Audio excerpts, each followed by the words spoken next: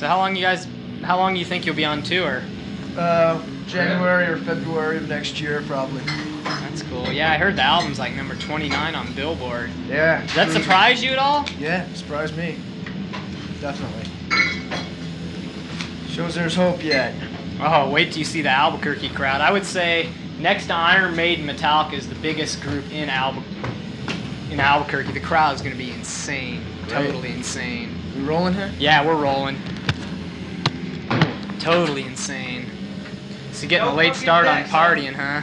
Yeah, I slept late today, you know. Yeah, well, they said you got in at, what, 5 in the morning or something? No, it was more like 9 in the morning, or 8 or 9. Whew, that's early. Well, it's a late evening, but how was the El Paso show? It was cool. It was pretty cool. Actually, better than I had anticipated. Yeah. Yeah. So you think there's any plans that you guys will make a video or release maybe like a 60-minute live video or anything? Well, it's like, we probably will sooner or later, right? But we're not really in a hurry because it's not, it doesn't seem to be necessary. We're doing really well without it. And it costs a lot of money to make a good one. And so, management really wants to wait until the time is just right when the video that we did make would make the most impact possible, you know? So a lot of that has to do with timing, and they know a lot about that, so we're pretty much leaving it up to them. Well, everybody's doing videos too, and maybe you don't want to get stuck in that rut where, you know, everybody's putting out videos. But it doesn't seem to be necessary, so that's the main reason we're not doing it. You guys excited to play Japan since you never played there? Yeah, we're really looking forward to that. That would be great. I was curious about that place, you know? Yeah, because I write to a girl, and she's on the staff for Burn. Yeah. And she's like Metallica fanatic to the max. You know, she didn't get in her T-shirt to send her a T-shirt with the U.S. dates on it and shit. Yeah, a couple of those folks came over in New Orleans, and we, Lars and James did an interview, you know, and they're saying it's going to be real happening over there and all that shit.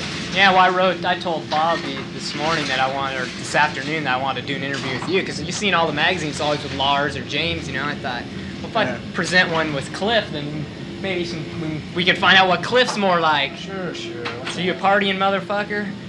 Yeah. In between hangovers. Bible every night on the bus. So what? Guy, what I take. So what do you get a chance to see any hardcore shows? I'm at home sometimes. Not on the road. We don't get a chance to see much of anything, you know. It's like play, travel, day off, sleep, play, travel, you know. But when I'm at home, you know, I get a chance to check out whatever might come through town. What bands you been listening to most lately? Lately, I've been listening to Thin Lizzy, Aerosmith, Misfits, Sam Hain, let's see, what else? REM. I've been listening to a lot of REM. Really? Yeah, I really like them for some reason. They're really good, I think. So how you been, guys? Had fun? Where'd you go today? I'm trying to do an interview, if you guys don't mind. So what do you think of the new Sam Hain? What's it called? Coming Fire or something? Where the heck did the cigarette go? Didn't come this way. Oh, there it is. Safe and sound. Safe and sound on the carpet. Alright. I wasn't sure at first, but after I listened to it a few times, I really, really like it. Because I read a magazine, they said that they thought it was the best thing that's come out of the Misfits Sam Hain forming, you know, ever. I like it a lot. I really, really I haven't like heard it yet. But It's good. Listen to it a few times, you know, give it a chance, it grows on you. But I like almost everything Glenn does. You know, Danzig. I think the guy is fucking, is really, really fucking great, you know. Well, that's cool. Yeah, I haven't really heard much. My friend has a couple of the Misfits albums and a couple of the Sam Hain albums, but I haven't really had a chance to listen to him much. I've been trying to get into some of the more hardcore, he taped me a bunch of DRI and Stalag 13. I don't know if you heard them. 76% Uncertain, 7 Seconds. I'm really not familiar with a lot of new stuff. You know, there's only a few bands that I really listen to, like, you know, Fitz, Samhain, GBH. Do you like the new GBH? I haven't even heard the new GBH, to be honest with you. Oh fuck! I've just heard the old stuff. I love the new one. It's Like heavier I said, than City Baby's Revenge. I hardly ever get a chance to listen to new shit for some reason. I just don't get around to it. Mostly listen to old shit. So, do you have any idea who's going to be the opening act for you on the European tour? I saw all the dates. Shit. Because I talked to the guys in Armored Saint, and they said that they were trying to hook up with you guys. Yeah, I don't know if they got that or not. They might have. I really am not sure. Okay. Ask me that one later. Or ask Lars. He probably Okay. knows. Ask Lars that one. So, what are your favorite songs on the new album? Master of Puppets, I think, is the best song on there. It's my favorite Metallica song, pretty much. I love that song. Really? Yeah, well, you guys, I don't know, the new album, I've seen a lot of different reviews, you know? A lot of people are like, yeah, they love Battery, Disposable Heroes, and Damage and Company, but then they don't like... Damage Incorporated. Yeah, Incorporated. And then they don't dig, like, Welcome Home Sanitarium, which I think is just fucking awesome, you know? But, you know, you can never satisfy everyone, you know? No. It's like, there's a lot of people that just want to hear, like, really thrash and shit, and they don't want to bother with, you know, stuff that isn't quite as thrash, and, you know? And there's other people that just, you know, if it's heavy, it doesn't really matter if it's thrashing or not. They like it. Yeah. You know, we're not really concerned about, you know, appealing to a select group of people or anything, you know? We just want to do what we're going to do. And, you know, if people are into it, that's great. But we're basically in it to please ourselves. Is Electra's working out real well then? Yeah. Yeah, Electra's great. They fucking treat us really well. They support us, you know? They don't try and tell us anything. They just say, give us 8 songs, and we'll take it from there, you know? Because it seemed like, did you, like, record in Europe at the same studio Yeah, for a specific reason? Well, basically because we knew that place had what we needed, you know, as far as gear, as far as the way the studio was set up, you know, the way the engineer was, you know, Fleming. You know, it was a sure thing that we could get the sounds we needed. And so we said, you know, let's just go with that because it's a safe bet. You know, we didn't really want to take a chance on, you know, losing the sound that we had, you know, developed on Ride the Lightning. So we knew if we went back to Sweet Silence, we could develop it even further. To me, it seemed like the new album had even a stronger sound than Ride the Lightning. Yeah. You think that might be due to the fact that you got used to the studio maybe even more? Or? Well, I think the main thing that contributed to that was the fact that we had a lot more time to work, you know? I mean, now we're on Elektra. When we made Ride the Lightning, we were on Megaforce, right? And that's what you call limited budget, right?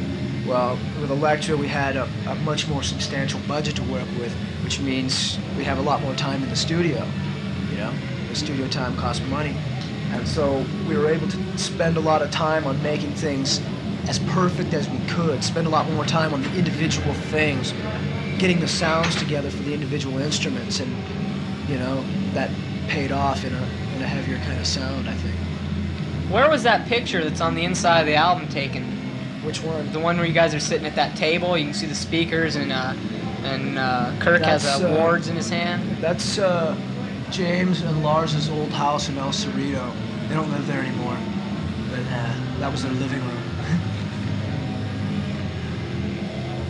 I get the idea you like the European beer like 100 times better than...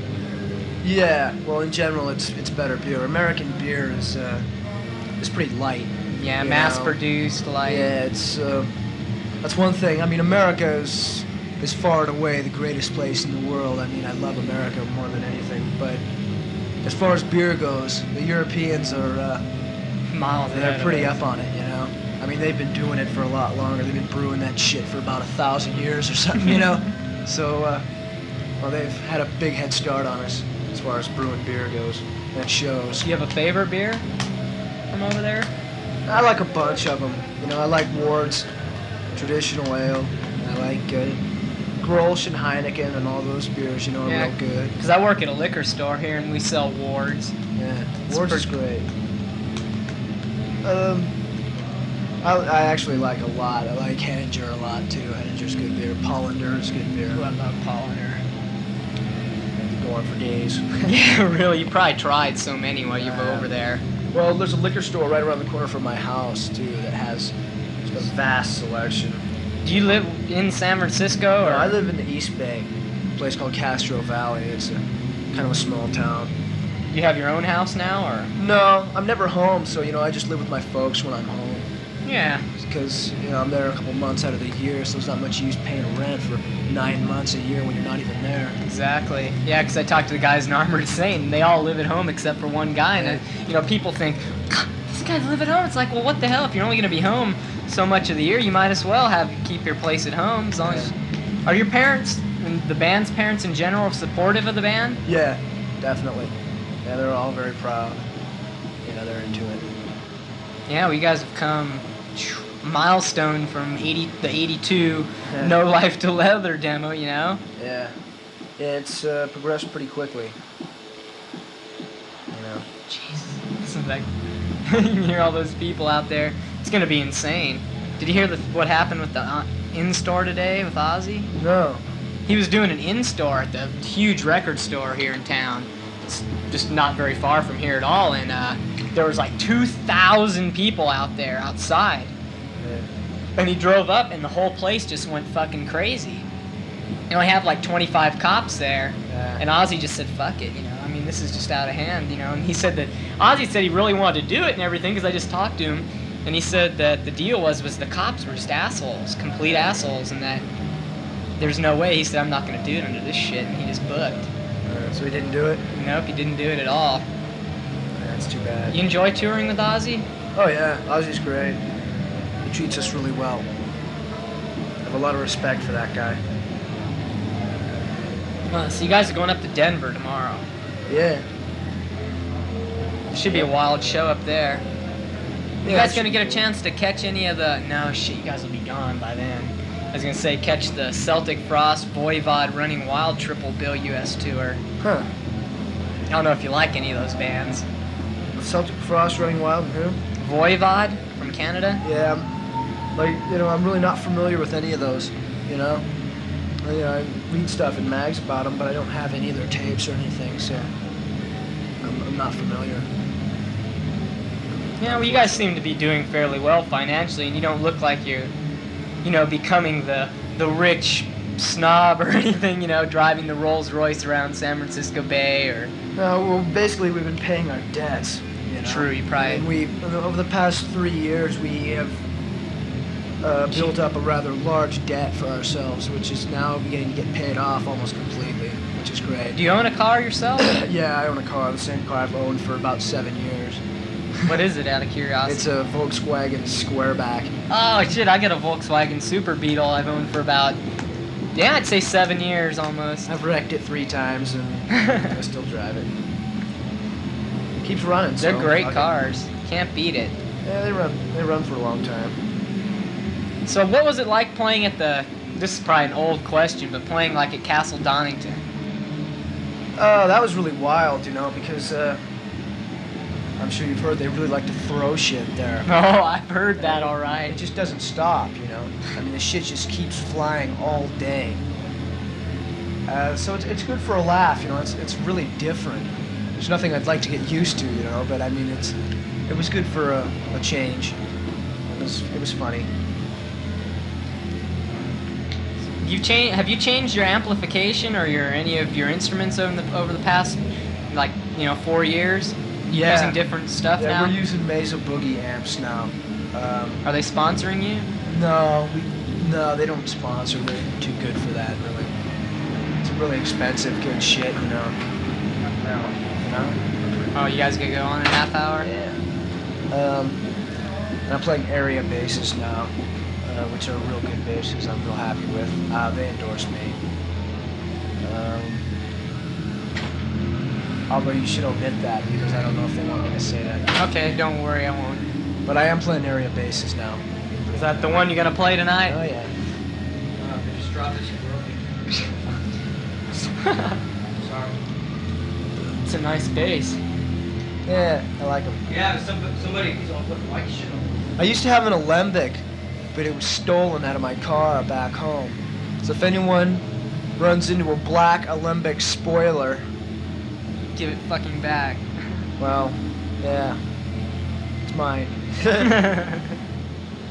You think that the whole band has progressed as musicians over the past couple years? Definitely. Definitely. I think that's reflected in the album, too. Yeah, well, the album has some real complicated... Yeah, this is a question I've been wanting to ask. Some people... Does James write most of the lyrics? That's all of the lyrics. All the lyrics? Because it's weird. Because people have been telling me, you know, I noticed it too, but that there's a lot of like almost morbid type themes to some of the songs, you know, like Disposable Heroes about kids, you know, getting taken to war and just, you know, that's the end of their life, you know, and just taken control of and molded a certain way. And Yeah, well, we're a pretty pessimistic band in general, you know. I mean, it's pretty much the way of the world, I think, you know. I mean, it's a wicked place, if you ask me. He probably feels the same way, you know, James. It's just the way it goes, you know. yeah, I was surprised to see that he'd grown a mustache. Who? James? When? He doesn't have a mustache, does he? Yeah. Does he? I don't know. I just saw a damn picture of him with a mustache. Probably an old picture. No, it's new. It's new. He had a beard too. Nah, James don't have a beard. No, He's he got had a light sideburns, beard. man. That's all he's got right now. Wow, shit, I wish I had that picture because he had a mustache and looked like a small beard. Well, sometimes when we're fucking recording and stuff, You don't shave for a week that's or... probably what it was. As a matter of fact, see, check him out. No mustache. You had a mustache though, right? That was in Copenhagen. We fucking didn't shave for about 5 minutes. I feel like shaving for a while. Yeah, because I saw this picture with you with a mustache and it looked like you had a small beard too.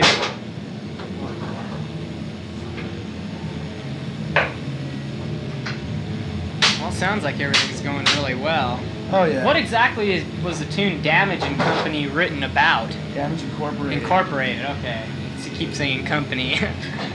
James, I'm fucking shit up.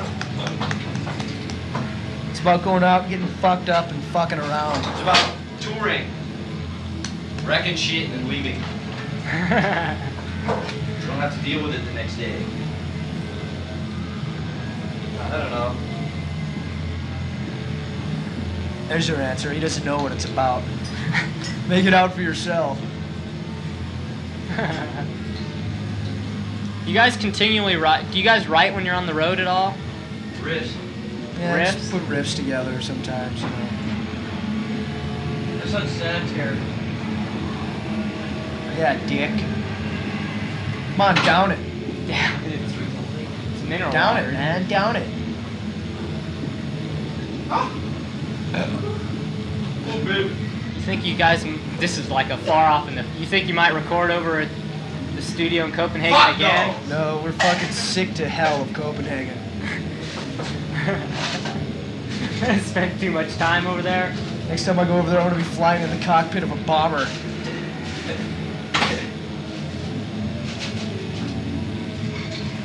No, we're sick of it. We'll find a place in California, probably. That's cool. You plan to stay based in San Francisco area? You guys Fuck live there? yeah. It's the place to be, man. Yeah, I applied to go to school there, but I didn't get in. I don't know if I could handle it though, because there'd be too much going on. Yeah. Yeah, did you go see Mace when they played San Francisco? No, I've never seen them. Don't even know about them. Did you see him, James? No. Okay, I gotta go out to the Rest- bus and get some shit. Okay. I think. Yeah, I got some shit. Well, shit, I have plenty here. This is cool. Thanks a lot. Got any last words? Yeah. Fuck!